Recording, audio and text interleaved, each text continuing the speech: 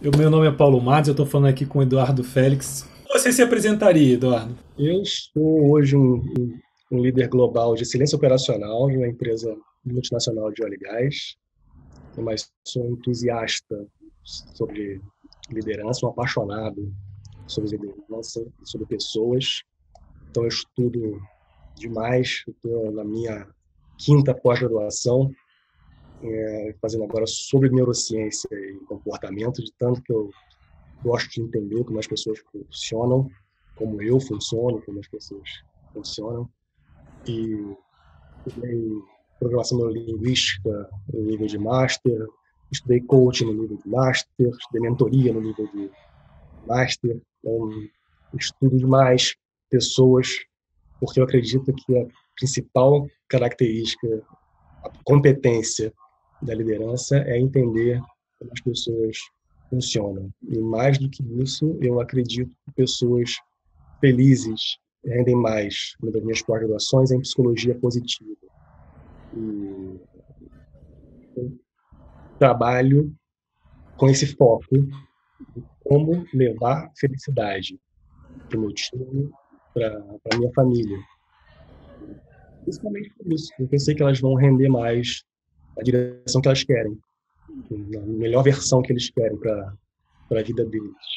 Né? E felicidade, para mim, é uma resultante de uma vida prazerosa, engajada, onde você faz algo que você é bom, e uma vida com significado, uma vida com um propósito, uma vida que a pessoa sabe o porquê que está fazendo aquilo que está fazendo. Então é isso que eu acredito. Eu gosto de falar quem eu sou, falando no que eu acredito. Legal. E eu acho que é um assunto que você gosta bastante, né? Liderança, né? E liderança na família também, eu sei que você gosta, né? Assim, para mim não tem muita diferença trabalho para É, casa. tá tudo envolvido, né? Porque eu acho que nos dois ambientes você quer engajar alguém para seguir uma direção que você visualizou. Né? Aham. A abordagem é bem parecida. A diferença única, para alguns não é nem é diferença, é que você não pode demitir seu filho. O que torna a necessidade de desenvolver o perfil de liderança para pai e mãe muito maior. Muito Uhum. maior. Mas no trabalho, é, tudo bem que você pode demitir diversas razões, né? Mas se você parte do princípio, eu não posso, não quero demitir. Preciso contratar alguém para entregar o que eu preciso entregar, agregue ao time que eu possa desenvolver, crescer, mas eu não posso demitir essa pessoa. Vai mudar o teu perfil de entrevistar. Vai buscar outras coisas além da competência técnica. Como você falou no início, eu vou buscar pessoas que têm mais esse autoconhecimento, vou entender mais de valores, crenças e comportamentos, para saber se está alinhado com o que a gente pensa aqui na empresa. Muda o perfil de entrevista, o tipo de. E para mim, demitir alguém é aonde o líder ou a líder fala, pô, fiz merda. Não é a pessoa que fez, né? Eu que não enxerguei o que deveria ter enxergado quando contratei. Cara, isso é muito profundo, sabia? Eu vejo muito nos empresários. Como eu falo, eu trabalho com micro, pequeno, médio empresário. E eu vejo excelentes funcionários trabalhando, e daqui a pouco você volta na empresa, cadê o fulano? Ah, mandei embora. Cara, mas o profissional era bom. Ah, mas começou a chegar atrasado. E eu sei que é o comportamento do líder, entendeu? Que tá proporcionando essas coisas. E aí acho que as fraquezas do profissional, do líder, ele meio que projeta nas pessoas. E Sim, as compensações do indivíduo, ele fica tentando compensar em cima do ser humano. E pela posição de poder, ele acha que está agindo, está fazendo a coisa certa. Manda embora, contrata outro. Não está ajudando. Você não está ajudando ninguém, nem a ele mesmo, nem aos outros, né? Porque eu acho que o líder, acima de tudo, ele motiva. E não motiva necessariamente para o trabalho em si, para a vida. Então, eu já tive chefes, líderes que, cara, me ajudaram muito a crescer. E falar assim, Paulo, lá no inicinho era assim, Paulo, você tem potencial, mas olha, tem que corrigir isso, isso e isso.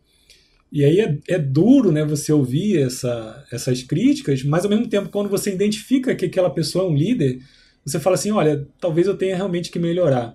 E aí você começa a melhorar e talvez você sai de uma empresa para outra, muda de líder e a tua carreira continua crescendo baseado lá naquilo que você ouviu lá atrás daquele cara que por algum motivo era um ser humano que tinha um mínimo, né, de condições de ter pessoas sobre o seu domínio, sobre sua liderança. Né? Então acho que isso aí faz toda a diferença e engraçado que eu vejo assim, a ecologia, né? Como é que as pessoas desperdiçam dinheiro, minha empresa não dá, manda embora, e ninguém tem dinheiro para nada. Cara, você está desperdiçando dinheiro mandando as pessoas embora porque você não desenvolveu a sua liderança. Né? Se você tivesse desenvolvido, talvez você não precisa ter esse turnover enorme aí na sua empresa, mandando embora, contratando. Entendeu? Não precisava ter isso tudo, cara. Teu custo é reduzir pra caramba. Você podia começar a sua empresinha e com 10 funcionários e continuar com esses 10 até o final, não tem problema. Né? Com eles produzindo bem, respeitando eles, né? Sabendo desenvolver isso. Mas acho que as dores internas do cara, às vezes ele não consegue. Né? Aí volta pro autoconhecimento. Ele não consegue. Exato. E uma coisa que para mim permeia tudo isso que você falou é o líder ou a líder pensar que as pessoas têm que pensar igual a ela. Tem que agir como eu agiria se estivesse naquela função. Por isso que até às vezes é perigoso você promover alguém que era muito bom tecnicamente. Qual o próximo passo? Vamos colocar essa pessoa como líder. A pessoa sabe tão bem fazer aquela função que se você estiver fazendo aquela função, ela vai lá, não é assim que tem que fazer, faz desse jeito, porque foi desse jeito que eu sei que dá certo. Eu não paro nem para pensar se tem outro jeito. Eu quero que faça do meu jeito. Eu quero vários clones meus no trabalho. Para mim, esse é um dos principais problemas de liderança. É não entender, não respeitar essa individualidade. As pessoas pensam diferente, fazem diferente. Eu não tenho só um caminho para achar o resultado. Esse para mim que é o principal problema. Se você associa isso ao tipo de liderança que a gente herdou desde sempre, que é mais fácil para mim controlar o que você está fazendo, eu gosto de ter o controle, eu preciso ter controle do que está acontecendo. E como é que é mais fácil controlar? É mais fácil controlar quando você está com medo. Então eu fico no chicote, eu falo que eu vou tirar a água, que eu vou tirar a luz, que eu vou tirar seu emprego, que eu vou tirar o seu bônus, que eu vou tirar isso e aquilo, porque é fácil controlar as pessoas assim, com medo. E a gente pode caminhar para a neurociência para explicar por quê. É uma hora de explicação disso daí, mas é mais fácil, né, controlar, e você sabe disso. É mais fácil controlar as pessoas através do medo. Mas se eu tenho medo, o teu cérebro, você pode ver em diversas teorias. Vamos pegar uma que todo mundo conhece, Maslow. A base da pirâmide são minhas emoções básicas, minhas necessidades básicas. O que eu estou querendo dizer com isso? Se minhas emoções básicas de fuga estão acionadas, medo é uma delas, né? Daquele filme Divertidamente, aquelas emoções básicas lá. Se eu estou em ameaça, se meu sistema está em ameaça, quem manda é o meu sistema reptiliano de sobrevivência. Ele sobrepõe tudo. Não tem essa de sistema límbico mandando dopamina para o neocórtex. Não tem isso. Quem manda é o basicão. Então, se eu estiver em situação de ameaça, a minha prioridade é sair dessa situação de ameaça. Então, se eu tiver com um líder me colocando medo, a minha prioridade não é resultado, não é melhorar, é como eu fico sem medo. Então, o que começa a fazer? A me defender. Então, meu foco, aí você começa a ver nos e-mails escritos ou nas conversas, mas a culpa é do fulano, a culpa não é minha. Mas eu fiz isso por causa de... Para se justificar demais, é porque está sob ameaça. Então, se tem alguém se defendendo, é porque tem alguém atacando e não está percebendo. Então, se eu estou sendo toda hora esse ambiente de medo, primeiro que se eu estiver jogando cortisol demais no meu organismo, eu posso começar a ter problema fisiológico, problema de saúde mesmo. Saúde mental que vai virar saúde física, eu vou me ausentar. Também é horrível para o líder isso. Eu começo a me defender demais, priorizar e me defender. Então, se eu estou focando em me defender, eu não estou focando em entregar resultado 100%. Então, o resultado vai diminuir, ruim para o líder também. E eu descobri que pessoas felizes têm mais resiliência e mais foco. E esse é um dos motivos principais, que eu não preciso ficar me defendendo de você. Eu vou focar no resultado e eu tenho segurança de que se você, igual aquele seu gestor lá do início, se você me deu um feedback, tem que melhorar nisso, nisso, nisso, é porque você está pensando no meu bem. Você não está falando, se você não fizer isso, você vai sair, se você não fizer isso, vai acontecer isso de mal. Eu sei que você está falando isso porque você está pensando no meu bem. Por isso que eu faço essa associação com a família. Meu pai tá me dando um feedback, cara, meu pai me ama, cara. É para eu melhorar. Então, eu confio. Você precisa criar essa relação de confiança para a pessoa se sentir segura, e ela se sentir segura, ela consegue focar realmente no que tem que fazer. Por isso que eu subi direto essa hashtag pessoas felizes rendem mais e adotei isso como filosofia de gestão. Não é oba-oba, não é alegria ou prazer. Felicidade não tem nada a ver com isso. Felicidade é o vetor resultante de uma vida prazerosa, engajada e com significado. Para mim, esse é o pilar que mais causa demissão. Quando eu não acredito no que o meu gestor ou a minha gestora está fazendo ou tem para mim, eu não acredito nos valores dele ou dela. Aí começa a vir essas fugas aí, essa coisa de medo. E você acha que, então, a busca do gestor, né, que tem um papel de líder, ele, no primeiro momento, a primeira coisa que ele tem que ver seria essas habilidades de liderança e depois os resultados? Exato, porque o gestor ou a gestora, o papel principal não é o resultado. Eu não sou responsável pelo resultado, eu sou responsável pelas pessoas que entregam o resultado. Então eu preciso entender muito mais de pessoas do que qualquer outra coisa. Lógico que eu tenho que entender de negócio. Tem que ter noção administrativa, tem que ter ferramentas, às vezes até de projeto, mas isso não adianta de nada se eu não entendo de pessoas, porque são elas que entregam o resultado para a empresa. Nem para mim, é para a empresa.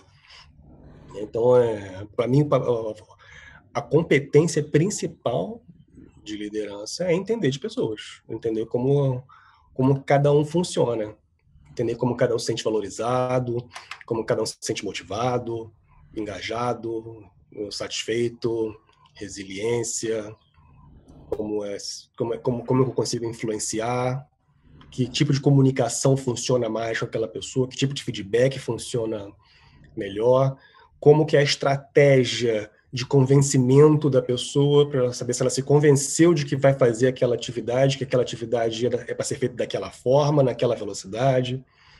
Eu preciso entender como o cérebro humano funciona, como o comportamento humano funciona. Até para delegar, né? Porque se você tem um leque de metas, porque isso vem, não tem jeito. As empresas têm a finalidade dela, tem que executar tarefas, funções, e isso tem que ser feito. Existe ali um planejamento estratégico que o líder ele vai ter que seguir, claro.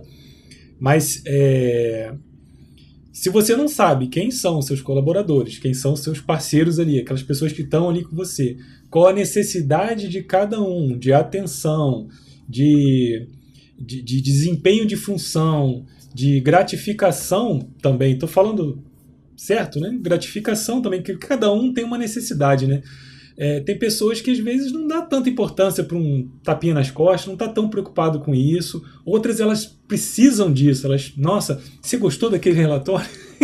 Se você não falar nada, ou se você disser que ficou mais ou menos porque você não gostou da cor, isso vai atingir muito a pessoa. Então, quando você começa a ter esse conhecimento das pessoas, você acaba conseguindo ter um desempenho melhor delas, né? Porque você vai atender melhor elas. Agora, funciona para casa também, né? Para relacionamento da mesma forma. Se a minha esposa se sente mais amada quando eu passo tempo com ela, seja assistindo um filme ou num restaurante ou perguntando como é que foi o dia, para ela vai entrar por aqui, sair por aqui, que eu mandei mensagem de WhatsApp dizendo que te amo, que você tava linda hoje. Ela falou assim, legal, bacana, obrigado. Mas isso não é amor para mim. Amor é o seu tempo. Eu quero você aqui. Ou pode ser o contrário. Você querer passar tempo, mas eu passo tanto tempo com você, sim, mas você não me disse. Qual foi a última vez que você me disse que me ama? Então nós temos essas linguagens diferentes, né? Um trabalho idêntico. Teve uma vez, cara, e olha que doido. Eu não sei se eu te contei essa história, mas eu participei uma vez de um projeto que a gente terminou uma fase do projeto, aí eu juntei o time numa sala, dei parabéns, cara, conseguimos vencer essa etapa, que não sei o quê, e elogiei o rapaz que era meu líder de Lean Six Sigma, elogiei, fulano, excelente trabalho na condução do teste tal, queria uma salva de palmas para ele aqui. Quando acabou isso, ele me chamou no canto e falou assim, não faz isso de novo, não. Eu falei, oi? Cara, eu não gosto de elogio em público, não. Dá a impressão que só eu trabalhei. Não faz mais isso, não. Eu falei, rapaz, você me perdoa. A lição tá aprendida. Obrigado por você falar isso para mim. Ele gosta de palavras, mas ele não gosta de palavras em público, cara. Ele queria que só que eu mandasse um e-mail para ele ou chamasse ele na sala e falasse, olha que louco, cara. Mas elogio. Eu nunca tinha visto esse caso de elogio, mas eu consigo entender realmente porque são os princípios e valores de cada um, né? Você acha correto e necessário para que ele tenha atuação ali, o desempenho da função dele. E eu até concordo. E respeito quem quer e quem não quer, né? Porque eu acho que a liderança é isso, né? Não existe necessariamente, não, tem que ser desse jeito, né? Quando eu faço um estudo de personalidade, no estudo que eu faço são 9 tipos de personalidade. Existem vários exames, vários testes, cada um aborda uma quantidade, né? Mas o estudo que eu faço, a gente analisa 9 tipos. Então a gente identifica que são 9 seres humanos que são diferentes, com particularidades, que você tem que entender cada um deles para você conseguir realmente ser líder. Mas Eduardo, tem uma coisa interessante aqui. A liderança, o líder tem que ser uma pessoa que está na busca do seu autodesenvolvimento, porque eu acho que ninguém pode dizer assim, esse cara é um excelente líder. Ele é muito bom, mas ele nunca vai ser perfeito. Não existe líder, pessoas perfeitas. Acho que no mundo a gente não existem pessoas perfeitas. Então é sempre uma busca de você pensar assim, caramba, né? Como você falou, né? Poxa, você já atua com liderança e de repente fez uma coisa e a pessoa disse assim, cara, eu não gosto desse jeito. E você já aprendeu mais uma coisa. E talvez daqui para frente a gente continue aprendendo sempre. Eu acho que é importante essa humildade de entender que a gente não sabe tudo, que a gente tem que estar sempre aprendendo e que o outro é justamente o veículo que me ajuda a me autodesenvolver. Né? Concordo muito com isso que você está falando, cara. É porque as relações humanas, elas não param de mudar. O ser humano é um animal social. A gente precisa do outro para sobreviver. Você imagina na época das cavernas, não precisa nem ir muito longe. Vai na savana, um homem contra um leão, a gente não sobrevive. Mas se eu juntar um grupo contra o leão, a gente vence o leão. Então, a gente é um animal social. E as relações humanas, essas interações sociais, elas vão evoluindo com o tempo, por diversas razões. Olha o que a pandemia está fazendo com as relações sociais. Entendeu? A gente está tendo que mudar o approach. Está tendo que mudar a forma como você se relaciona com o seu time. Você está mais à distância agora. Então, eu vou estar sempre em constante mudança. Se eu estou em constante mudança, eu estou em constante aprendizado. Eu preciso continuar aprendendo. É o que? Um dos princípios da qualidade, a melhoria contínua. Além dessas mudanças, como você falou, não existe perfeição. Eu preciso estar sempre buscando a melhor forma. Se eu estou exigindo melhorar o processo, melhorar os resultados com o meu time, eu também tenho que melhorar. Como que eu extraio isso?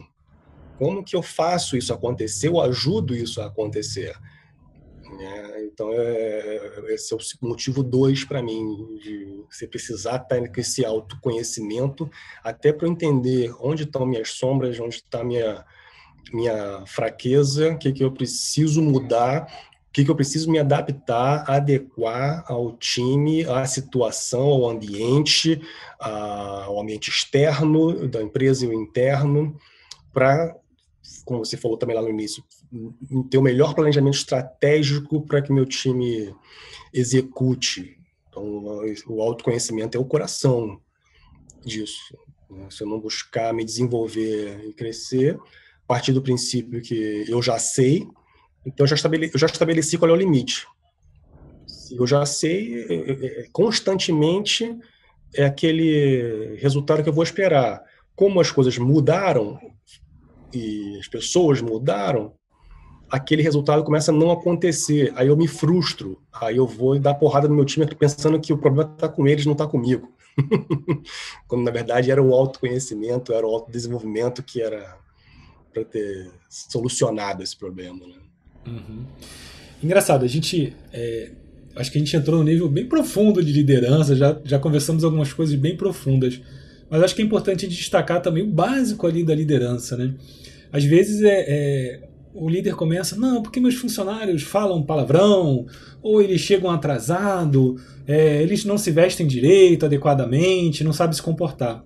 E o líder, como é que ele está se comportando na empresa?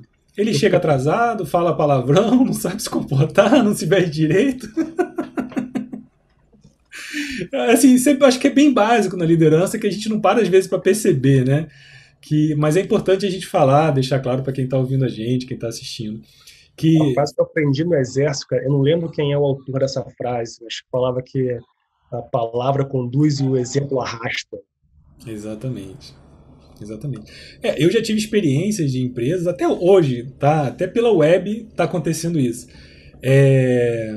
Dos funcionários usar a mesma roupa, depois de um ano, assim, começar a usar a mesma roupa que você usa.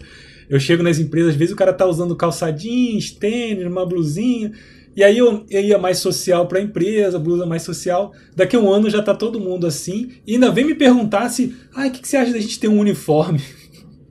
Precisa disso? Eu me visto desse jeito porque eu acho que é o adequado, e aí eles acabam mudando, né? Atualmente eu uso muito a blusa preta para gravar meus vídeos e tal, e participo das reuniões só com uma blusa preta. É mais simples para mim fazer os cortes dos vídeos. E aí eu vejo que na reunião tá todo mundo aparecendo de blusa preta também.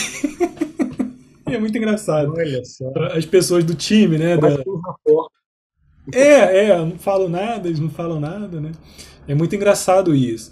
Então a gente tem que tomar muito cuidado, né, com o que a gente faz, com o que a gente fala, porque a gente está liderando ali, independente de você estar dando chicotado ou tá dando uma orientação, você está liderando com seus atos, com as suas atitudes, né?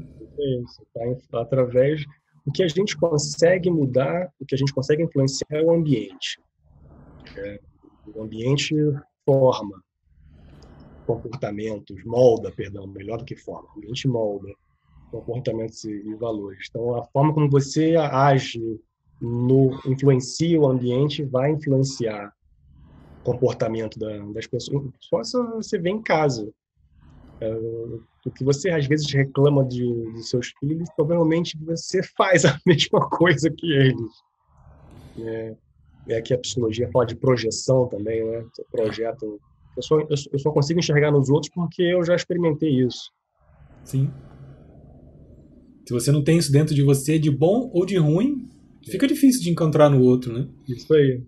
A gente fala muito, fulano não ama, né? Mas talvez você também não tenha esse amor todo dentro de você. Mas eu acho que é o bom e o ruim. Inclusive, eu acho que é um problema às vezes na liderança também. Às vezes o líder ele tem um grau de especialização técnica e ele acha que todo mundo vai ter a mesma clareza que ele tem. Cara, não tem. Isso é normal. Se todo mundo fosse igual a ele, né, ele não estaria empregado.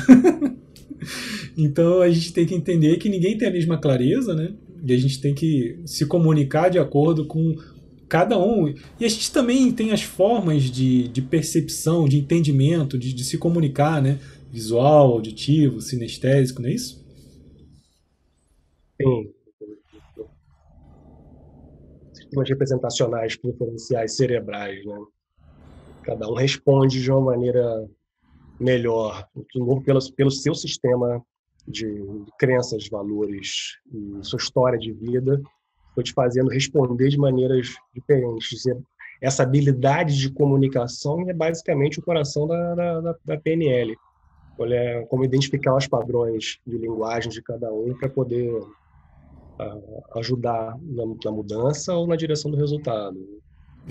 Por isso que eu tinha falado lá, um pouco mais atrás de adaptar a sua linguagem à linguagem da pessoa, adaptar ao que vai realmente trazer o melhor resultado, o resultado que você espera, né? Que você deseja. Agora, isso foi uma coisa interessante também de conhecimento técnico. Eu, na maioria da minha carreira, eu liderei pessoas com muito mais conhecimento técnico do que eu. Para as empresas que eu trabalhei. O que eu sabia mais era de pessoas, de como engajar, trazer as pessoas ao redor de um resultado. Poucas foram as vezes eu tive mais conhecimento técnico, principalmente quando eu trabalhei na área de qualidade de escritório, aí eu conhecia demais, sabia a norma de ISO 9000 de core salteado de trás para frente. Era difícil trabalhar com alguém que soubesse mais que eu, tanto que eu tinha estudado aquele negócio. Mas eu pensava nessa época o seguinte, cara, ninguém é obrigado a saber o que eu sei. Eu estou contratando essa pessoa para essa competência.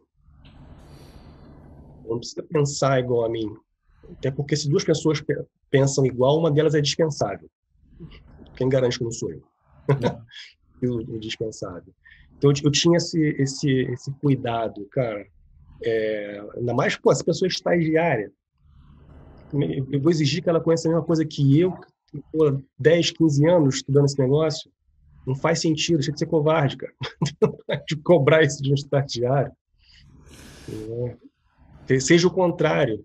Se você percebeu que poderia saber mais, a pessoa tinha que saber mais, seja você o canal, então, para levar aquele conhecimento para a pessoa. Age diferente. Pensa, cara, como é que eu posso ajudar, então? Com certeza.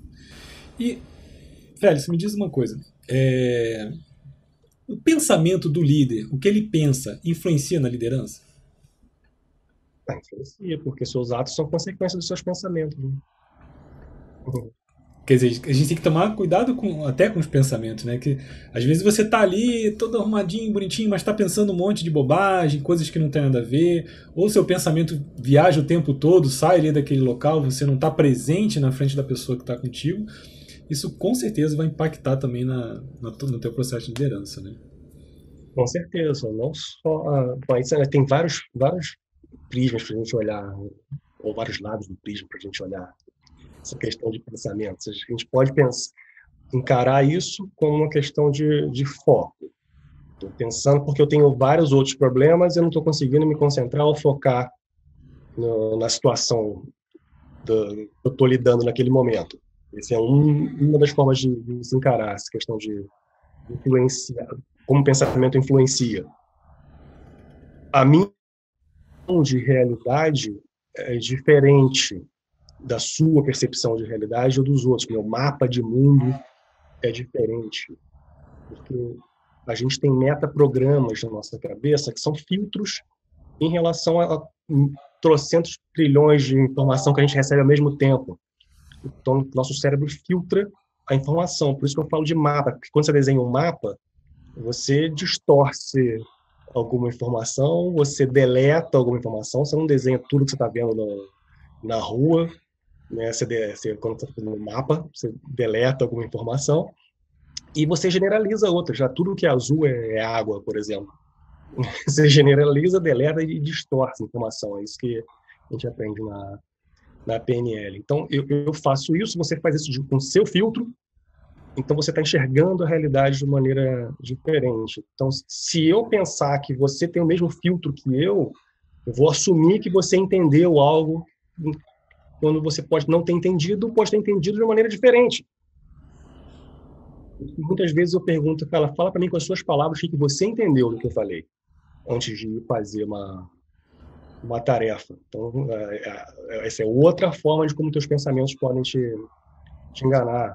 E o seu padrão, sua história, às vezes fez, cara, o Paulo tá agindo dessa forma, então ele tá com algum problema, ou o Paulo tá não necessariamente com problemas, o Paulo tá desmotivado. Mas será que meu pensamento não está me traindo? E evidência que eu tenho de que ele está desmotivado. Eu estou criando. Como é que eu posso ter certeza de que ele está desmotivado? Se eu tenho dúvida, eu tenho que perguntar. Não vou assumir. Certeza que o Paulo vai fazer isso. Será mesmo?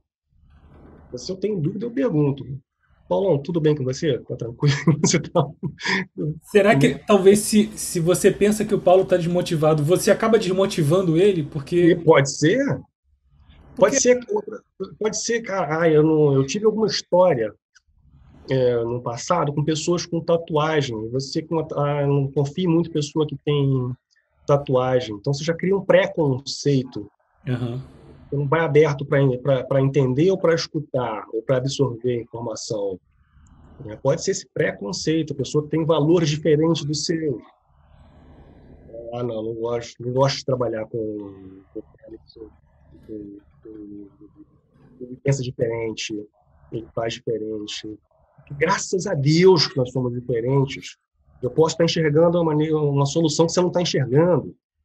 Eu posso estar enxergando, você pode estar enxergando uma maneira de fazer que é mais eficaz do que a forma do que eu estou pensando. Então eu quero te ouvir. Que bom ser diferente. Me fala mais. Estou curioso para saber por que você pensa desse jeito. Eu estou curioso para saber por que eu penso diferente de você. Não me fala o que você está por trás, qual é a sua intenção positiva por trás, o que você está pensando. Então, eu acho que a gente está vivendo numa fase agora, Félix, que existe uma dor aqui dentro. E as pessoas não têm ciência. Pelo menos eu tenho uma visão, você me diz aí o que você acha também.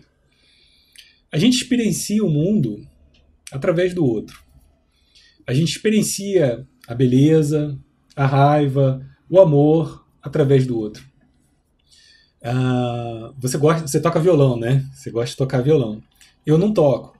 E de repente eu vejo você tocar violão e falo assim, caramba, que negócio legal. Olha o amor do Eduardo ali pelo violão. Caramba, acho que eu vou começar a tocar violão.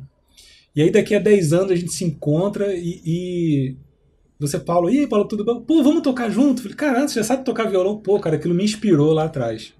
E eu comecei a tocar violão. E aí, o que eu quero dizer? Quer dizer, as relações humanas elas são importantíssimas para a vida da gente, para que a gente aprenda, para que a gente experiencie e reflita sobre o que está acontecendo, e isso vai proporcionar o nosso crescimento. E eu acho que o isolamento, em parte, está dificultando muito isso, né? Porque a gente abre aqui a videoconferência, pá! Aí o cara tá ali, fala, não sei o que, tal. Não tem mais happy hour, né? Não tem... Tem até as DRs ali, as brigas e tal, mas... E acaba que depois da briga na empresa, às vezes tem um cafezinho ali, né? Você vai lá...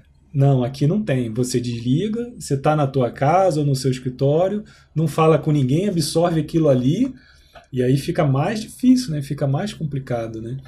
Então acho que a gente entender a importância das relações humanas, desse respeito da diversidade, porque graças à diversidade, graças ao Eduardo Félix gostar de violão, é que eu aprendi a tocar violão, né? E imagina quantas outras coisas eu aprendo de artes com outras pessoas, né? De artes, de educação, de filosofia, religião e o que mais quer que seja, que a gente precisa ter essa visão do todo, não adianta só, né? Eu tenho que conhecer de tudo, né? Eu tenho que saber um pouquinho de tudo, porque a minha experiência tem que ser completa. Então acho importante a gente... E a pandemia está evitando isso. É fundamental, cara. É importante demais, né? Você até me deu a ideia aqui. Porque se pegar, por exemplo, na cultura italiana, vou falar da região que eu conheço mais, que é a Toscana, em relação às outras. Se você vai fazer uma reunião, a reunião normalmente começa no café. Vamos lá na maquininha de café e às vezes a reunião fica ali. A reunião não é nem em sala ou de reunião, na sala de alguém, é no café. E outra coisa que eu queria citar como base para isso que eu vou falar agora, você pegar, por exemplo, aquele seriado House. As descobertas que ele tem sobre o diagnóstico são sempre falando sobre outra coisa, conversando sobre qualquer outro assunto que dá um insight para ele, ou dá uma inspiração, como você falou, e às vezes você está com um problema, aí alguém fala para você, esquece para você lembrar, não sei onde deixei minha chave. A gente precisa desse descanso, cara. Não precisa eu ia falar válvula de escape, mas não é válvula de escape, mas eu preciso deixar o subconsciente ficar pensando, eu preciso dessa, não é descontração, mas eu preciso desse desvio, às vezes, para gerar ideias e solução. Essa é uma forma de que eu pensei em relação ao que você está falando. A outra, que é muito importante, é realmente se conhecer. Porque, às vezes, você acabou uma reunião, você ia tomar um café, ou continua a conversa na sala, né? Você está falando sobre outras coisas e, às vezes, vem solução ali para alguma coisa. Ou você, pô, que legal, eu não sabia que o Paulo pensava isso, não sabia que o Paulo fazia isso, não sabia que o Paulo tocava violão, não sei o quê, e que te traz insights, que te traz ideias, seja para você, ou seja sobre a pessoa, que vai alterar a forma como você relaciona, vai alterar a forma como você vai engajar aquela pessoa e afeta relacionamento. Porque quanto mais eu me relacionar melhor com você, maior a minha confiança, maior vai ser essa relação nossa, melhor vai ser essa relação para entregar resultado. E a gente realmente perdeu isso. A gente se conecta só naquele tempo da reunião ali na câmera. Acabou a reunião, cada um para o seu canto, na sua casa, você não tem mais essa válvula de escape, falar besteira, não tem mais... Falar besteira é falar sobre assuntos aleatórios, ou conhecer mais sobre você. Eu, cara, comecei a pensar aqui até de agendar reuniões, cara, meia hora para a gente falar besteira. Meia hora para a gente falar... Happy hour, cara. Happy hour. Cada um tem que... Eu acho importante, cada um tem que estabelecer um tempinho, né, para fazer essa troca. A gente sabe que a mente humana, ela cria quando ela está mais lenta, né, quando ela está mais relaxada, mais tranquila. Então acho que a descontração é importante nesse momento. E aí é nesses momentos aí de descontração que a gente está muitas vezes perdendo. Algumas reuniões eu entro, existe toda essa brincadeira, esse quebra-gelo inicial, né? Mas a gente também precisa de um tempo para a gente entrar num estado de atenção focada, né? Conhecido flow. Exatamente. Né? Que é onde a gente entra num estado de uma performance maior. Né? Nesse momento aqui a gente está conduzindo esse bate-papo, eu tenho uma ideia, você tem outra, já te dá um insight, porque a gente criou um ambiente propício para isso. E isso tem que ser criado nas empresas, né? Sem aquela coisa de eu sou melhor do que você, sem nenhum tipo de briga, sem nenhum tipo de conflito, né? Que acaba impedindo. E aí, às vezes, o cara tá falando uma coisa muito interessante, muito bacana, alguém... Ah, mas eu não concordo, mas não sei o quê. E aí, se a equipe não é uma equipe que está bem engajada ali com a liderança, né? Que não está entendendo muito bem como lidar, tocar esse processo, ela acaba interferindo. Mas, Félix, me diz uma coisa. E você pode explicar assim um pouco como é que você faz esse processo de desenvolvimento da sua equipe, por exemplo? Isso é uma coisa que você senta eles numa sala e começa a falar? Ou é uma coisa de liderança, por exemplo? Ou uns toques de vez em quando? Como é que você faz isso? Tudo isso aí.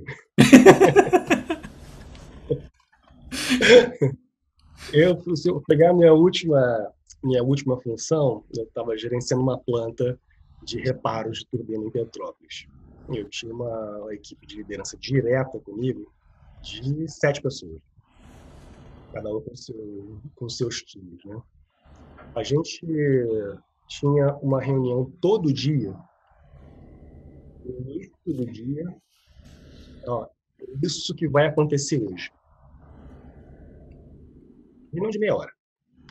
E no final do dia, a última reunião do dia, de 4h30 às 5, uma reunião um pouquinho mais descontraída, para falar, para você falar, cara, olha, aconteceu isso hoje, eu acho importante vocês saberem, para a gente alinhar a comunicação e para você, eu preciso da ajuda do Paulo nisso aqui, você alinhava isso. E a gente colocava brincadeira, chegar atrasado, cada minuto atrasado para a reunião era R$ 1 para o voluntariado, a gente fazia ações de voluntariado. E a gente terminava a reunião dizendo, cara, me diz 3 coisas que você é grato no dia de hoje.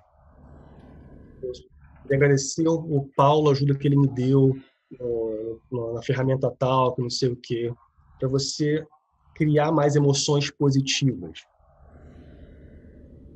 Esse tipo de reunião, além do alinhamento, de criar esse senso de equipe, eu estou criando justamente emoções positivas para cumprir-se aquilo que Losada e a Bárbara Fredrickson pesquisaram e estudaram, que é pessoas que são mais felizes, são pessoas que experimentam uma base de aproximadamente 3 emoções positivas para cada negativa. Então, eu estou te inspirando a pensar em mais emoções positivas, porque gratidão é uma emoção positiva, uma das mais fortes. Então, eu vou criando isso na pessoa, isso é diário. A cada 2 semanas, eu fazia uma sessão de mastermind com eles. 1 hora de reunião para a gente sobre autodesenvolvimento, sobre autoconhecimento. Vamos falar hoje de resiliência, quais são os pilares da resiliência, o que te dá, o que tira a resiliência, cada um, e assim um vai conhecendo do outro, te deixa mais satisfeito, menos satisfeito, qual a sua linguagem de valorização. Então, a gente fazia cada 2 semanas uma ferramenta sobre autoconhecimento, para entender valores, comportamentos e crenças um do outro. E assim a pessoa vai entendendo qual é a dela e vai lá e aplicar no time dela para conhecer também o seu time, para mudar a forma como você vai se comunicar com o seu time. Então, esses são os eventos formais que eu fazia. Com cada um, eu domei uma reunião em relação às prioridades, às metas.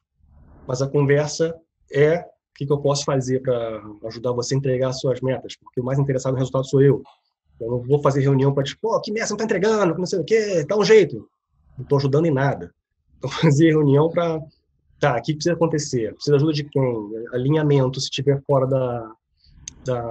da rota, e eu usava essa reunião para um approach individual, seja um feedback, ou seja, para tirar uma dúvida, ou para adequar algum comportamento para alguma situação. Então, essa era outra forma. E sem falar, mas quando você está observando alguma coisa, você, naquele momento, você vai lá e age ad hoc, age spot. Uma vez, uma líder minha chegou na minha sala, cara, tô com dificuldade com tal processo, que não sei o quê. Eu parei o que eu estava fazendo, era um almoxarifado? Vamos lá agora. E eu desci com ela, fui até o almoxarifado, entendemos, é assim que funciona, maravilha, funciona para você, tá bom assim para você, show de bola, estamos acordados, show. Precisa mandar e-mail para formalizar isso, não precisa? Beleza. Eu disse, cara, aprendi, eu tenho que ir lá, se ficar trocando e-mail não resolve, né? Se eu posso ir lá, é mais fácil de resolver, né? Então, foi um aprendizado para aquele momento, para aquela pessoa na hora, porque eu parei o que eu estava fazendo e dei atenção para ela e inspirei através do meu exemplo. É uma coisa muito importante que você falou. Eu tenho que dar o exemplo de como eu quero que as pessoas se, se comportem, ou tenham o mindset vencedor de growth que eu quero que tenham, então eu também tenho que ter. Então tem que ficar me policiando e vou pedir feedback também. Cara, e aí, o que eu preciso melhorar? O que precisa mudar? O de mim aqui. É, acho que uma empresa, uma equipe, é tão grande quanto o seu líder, né? Consegue ser, né? Quanto ele consegue inspirar e conduzir esse rebanho. Porque às vezes o cara fala assim, nossa, essas pessoas é muito difícil e eu não consigo crescer e tal. Eu falei, quer dizer, na mente dele, ele tem muita coisa que ele precisa resolver para que ele consiga conduzir esse time. Porque não existe sucesso sozinho, né? Eu acho que sucesso sozinho... Acho que existem cientistas que trabalham sozinhos em laboratórios, desenvolvendo uma cura, por exemplo, tem um nível de pesquisa muito alto. Eles trabalham sozinhos, né? Poucas pessoas estão ali de auxiliares e tudo mais. Mas não é a realidade da maioria das pessoas. Na maioria das vezes a gente tem que se relacionar. E mesmo o cientista também tem uma família, como você mesmo fala, né? Então, assim, ele também tem que buscar esse desenvolvimento, esse entendimento, para que ele consiga... O próprio cientista não faz a pesquisa sozinho, né? Precisa de auxílio de alguém para conduzir a pesquisa, ou tem que reportar para alguém que está pesquisando, que a verba nem sempre é dele ou dela. Se ele não souber usar as habilidades, né, é complicado. E deixa eu te falar outra coisa, que não tem a ver necessariamente com empreendedorismo, mas é uma visão que eu tenho. Quando eu estou dando uma palestra, alguma coisa assim, eu penso o seguinte, nesse momento eu sou um líder. Eu não penso que eu sou um palestrante ou um professor. Eu penso que eu tenho que ser um líder ali, né? De estar conduzindo aquele processo de aprendizado também, preocupado ali, né? Se a pessoa está sentada na cadeira certa, se ela está conseguindo enxergar aquilo que eu estou escrevendo, se a sala está muito fria ou muito quente. Eu acho que... e hoje a gente está vivenciando essa coisa da educação à distância. E isso é importante também, porque a gente também não tem um controle das pessoas ali. Educar o pequenininho hoje está muito confuso, né? Mas ali o médio e tal, você também tem um mínimo de empatia para poder conduzir esse processo. Você pode falar um pouco dessa questão da empatia na liderança ou na própria educação? É interessante você falar isso, porque a matéria que eu estava estudando agora, na pós-neurociência, eu estava estudando, né, a visão da neurociência sobre a corrupção. Basicamente, tem pessoas corruptas com dano no neocórtex frontal, ou pessoas com problemas de comportamento. De novo, essa história de valores e crenças foi criada num ambiente onde a corrupção é uma coisa que vale a pena, é a regra. Mas as pessoas que têm o dano parte do neocórtex frontal, elas têm menor inteligência emocional, que é muito ligada à inteligência social, e a inteligência social, o coração dela está em empatia. Então, essas pessoas têm menos empatia, mais facilidade de causar mal aos outros. Menos empatia, maior a chance de eu causar mal a alguém, ou às vezes sem intencional, eu simplesmente não me preocupo. Pensa naquele personagem do The Big Bang Theory, o Sheldon. Ele não tá nem aí pros outros, empatia zero. Daquele cara, ele fala na lata para as coisas pros outros, sem se preocupar se incomodou, se não incomodou, não tá nem aí. Quer que a vontade dele seja feita. Na maioria das vezes, as pessoas não fazem a vontade dele. Ou vai fazer quando ele é muito chato, insiste demais, perturba e acaba acontecendo do jeito dele. Então você vai acabar conseguindo fazer do seu jeito. Mas o impacto que você causou nas pessoas é que nem quando você prega na madeira, você pode até tirar o prego, mas a marca ficou lá. Aquela marca não sai mais. Então, dependendo da sua atitude, essa falta de empatia, pode deixar essa marca que não causou. E não ter empatia vai privar de perceber situações e comportamentos que eu poderia ter agido para ajudar a alterar que pudesse ter causado o resultado que eu queria. Eu não percebi isso. Por isso que acaba pessoas... o plano está descompromissado, está desmotivado, não está entregando resultado, eu vou demitir. Talvez porque eu não tive empatia de, em vez de encher de cobrança, você não está fazendo nada, vou te demitir. Talvez eu pudesse ter ido lá e falar, cara, está acontecendo uma coisa? Você está precisando de ajuda? E eu falo isso de carteirinha. Eu trabalhei numa empresa que eu fui por anos, eu tinha avaliação de desempenho colocado como excelente.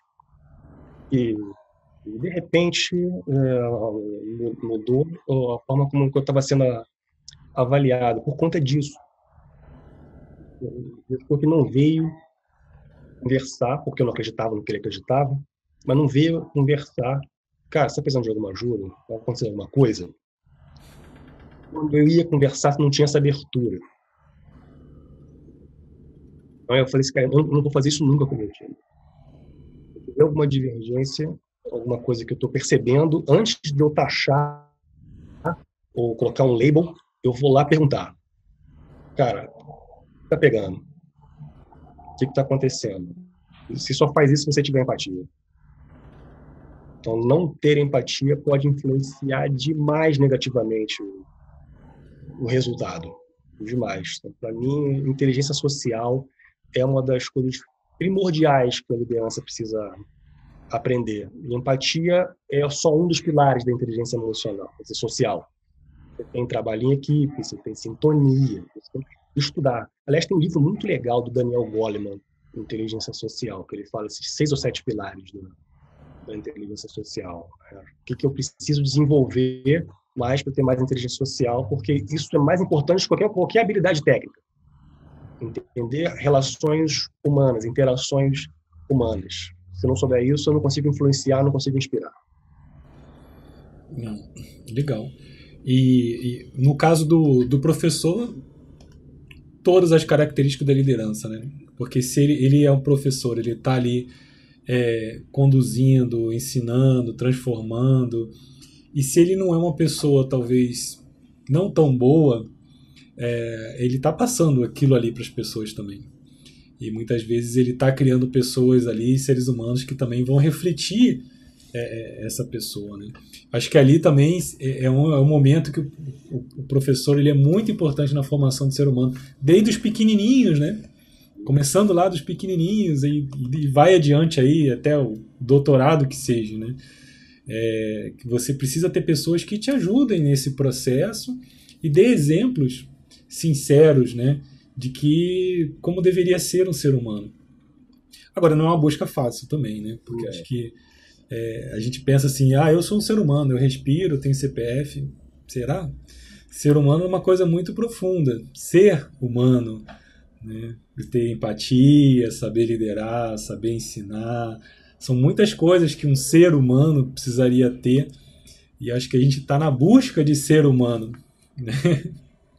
É interessante você falar isso com a escola, porque eu enxergo isso da mesma forma que empresa. Quando eu vou para uma escola com meus filhos, primeiro eu quero saber os valores dessa escola. Valores não é financeiro, não, né? Valores que a escola acredita, que ela dá importância.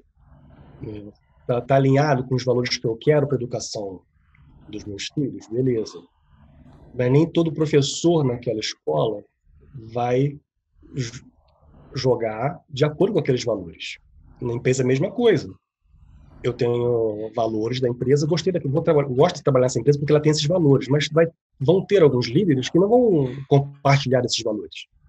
E às vezes isso vai passar despercebido pela liderança deles ou pelo RH. Isso pode influenciar no resultado. Então, alguns professores também podem influenciar. Por mais que você escolheu a escola, se você tiver a possibilidade de escolher, que não tem. Se eu conseguir escolher pelos valores associados aos meus, eu tenho que ficar atento se os professores têm os mesmos valores. Porque, com certeza, ele está influenciando na educação dos meus filhos, nos valores deles, as coisas que eles acreditam, as crenças deles, que às vezes não bate com a minha. Isso não é só para a escola, não. Às vezes eles estão na rede social, a mesma coisa. Os influencers é a mesma coisa. Tem bons e maus comparado com os seus valores. O que eles estão assistindo? Quem que eles estão seguindo? Que verdades que estão sendo colocadas na cabeça deles? Bate com os valores que a gente quer como família, a nossa família. Tomar cuidado com os professores, com influencers, com os gestores, porque influencia, causa impacto. Você falou uma coisa legal. Valores na família. O desafio de um pai, de uma mãe, para colocar esses valores no dia a dia, né? Porque uma coisa é você ter esses valores arraigados. Você tem isso, você faz. E pelo exemplo você arrasta, né? Mas é importante também você entender esses seus valores. Porque quando você entende o que são, quais são os mais importantes, você está indo, acho que de uma forma mais profunda para tentar passar isso adiante, né? E usar os exemplos do dia a dia ali para poder conduzir esse processo. Aproveitar as oportunidades, né, dessa convivência. Eu acho que eu já vi isso uma vez, achei bem bacana, né? Pais e mães assim ensinando para os filhos o valor especificamente. Ela estava com aquele pensamento em mente ali de desenvolver aquilo naquele momento. É mais uma vez aí o autoconhecimento, né? Então, quem está assistindo, se acha que missão, visão e valores é só para empresas, está enganado. A gente tem que entender quais são os nossos princípios, valores, qual é a nossa missão, né? Qual é o nosso propósito, qual é a nossa visão, a gente quer chegar aonde na nossa vida, né? Porque isso é importante. E tentar alinhar o nosso trabalho, a nossa empresa, quais são os pontos que conectam esses valores. Não quer dizer que eles tenham que ser iguais, mas de alguma forma você percebe que tem a oportunidade de você exercer os seus valores e o das empresas juntos. Porque na verdade a gente tem todos eles, uns mais, outros menos. Talvez o ideal seria a gente conseguir desenvolver todos eles, né? Eu até acredito que o ser humano, a busca do ser humano, é justamente o desenvolvimento das virtudes, que é a busca desses valores. É você conseguir desenvolver mais desses valores. E não simplesmente, eu sou bondoso. Tá, beleza, bondoso é legal, mas que mais? E que grau disso também, né? Porque bondade, amor, são graus. Você vai ter toda uma experiência de vida para aprofundar esse conhecimento, né? É interessante você falar isso, cara, porque eu estava esses dias quando eu converso com a minha esposa, que a gente gerencia a casa juntos, né? E a gente estava decidindo, cara, quando a gente tem um projeto de uma construção de uma casa e a gente estava decidindo aonde construir essa casa. O que a gente fez foi olhar os nossos valores. É importante para a gente, porque são eles que tomam nossas decisões. Consciente ou inconscientemente, eles estão lá. Se eu conseguir tomar decisão consciente, é melhor, né? Então, eu vou trazer à tona quais são esses valores que a gente começou a colocar no papel. A segurança era um fator principal, era o principal para a gente. Pensou, cara, vou morar de novo na Tijuca? Não, porque não tem a segurança que a gente quer. Então, um exemplo aqui, né? Ainda mais comparado com Itaipava, onde a gente já morou também. Você muda a sua percepção. Então, a gente foi listando, dando grau de importância, hierarquizando os valores e dando nota para cada lugar que a gente pensou em morar. E foi assim que a gente chegou na decisão da onde construir. Então, quando você sabe quais são os seus valores, as suas decisões ficam muito mais fáceis. Você passa a entender por que você ficou satisfeito ou insatisfeito com aquela decisão. Porque foi de acordo ou contra algum valor seu. Você dá algum valor hierarquicamente alto como você falou, a gente tem todos, né? Mas um hierarquicamente alto, Uhum. que realmente dá importância, né? É fundamental conhecer, não só para a empresa, pessoa física também. É engraçado. A gente estuda sobre autoconhecimento, você estuda bastante, eu estudo também. E para a gente esses conceitos são um pouco mais simples, apesar da gente ter que aprofundar sempre na prática na nossa vida. Mas são um pouco mais simples de compreender e talvez quem esteja assistindo tenha um pouco de dificuldade. E o recado eu acho que é esse. Eu acho que se a pessoa quer saber o que realmente vai fazer a diferença na vida dela, vai ser o desenvolvimento desses valores. Por mais difícil que você possa compreender, entender isso, que né, quem está assistindo, busca o entendimento disso. Existe a internet, todo o conhecimento hoje está disponível para a gente, né, gratuitamente. Tem muita coisa paga, mas assim, você uma busca, você consegue muita coisa gratuita e você consegue aprofundar. Não vai ser num vídeo, não vai ser num livro, vai ser com muito estudo, né, Eduardo? Cada vez a gente vai aprofundando mais sobre isso e compreendendo melhor e colocando mais em prática. E cada vez que a gente faz isso, a gente vê que eu acho que é aí que está a importância, né? A gente precisa do conhecimento técnico para exercer nossa função, trabalhar, precisa de tudo isso. Mas no final das contas, esse relacionamento humano, esse autoconhecimento, eu acho que é fundamental. Meu amigo, estamos chegando ao fim, nosso tempo está se esgotando, você tem outros compromissos, eu também. Estou adorando muito esse papo, mas a gente, infelizmente, vai ter que encerrar. E muito obrigado, Eduardo, adorei esse bate-papo. Obrigado a você. E sucesso aí para você nos seus novos desafios.